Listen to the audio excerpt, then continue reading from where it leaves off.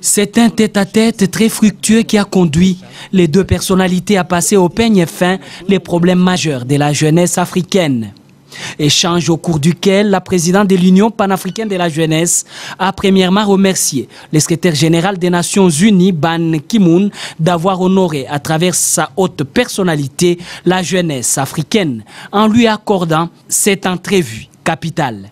Elle va par la suite saluer les réalisations du secrétaire général de l'ONU depuis le début de son mandat, notamment le fait d'avoir inclus la jeunesse dans ses 5 priorités et la promotion de la femme, dont le quota est de 40% au sein des Nations Unies au poste stratégique dans la prise de décision. L'occasion pour Francine Muyumba de faire un état des lieux de la jeunesse africaine quant à sa participation à la gouvernance, la lutte contre le chômage des jeunes, les questions de paix et sécurité ainsi que l'établissement d'une chambre de commerce africaine de la jeunesse. Concernant l'agenda 2063 de l'Union africaine dont Francine Muyumba a remis un exemplaire à Ban Ki-moon, elle a insisté sur la mise en œuvre des politiques africaines efficaces sur la jeunesse afin de matérialiser dans les 10 dernières années les objectifs prioritaires de cette même jeunesse.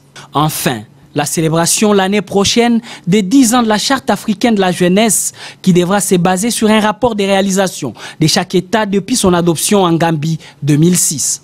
À son tour, le secrétaire général des Nations Unies a promis de soutenir la présidente de l'UPJ dans sa mission et toutes les initiatives des jeunes Africains. Le souhait de Ban Ki-moon est de voir les représentants des jeunes dans la prochaine Assemblée générale de l'ONU en septembre 2015. Le jour suivant, Francine Muyumba a rencontré Magued Abdelaziz, sous-secrétaire général et conseiller spécial de Ban Ki-moon pour l'Afrique. C'était pour faire un plaidoyer pour un soutien aux initiatives des jeunes Africains sur le plan global, surtout sur l'entrepreneuriat avec les partenaires de l'ONU et du monde.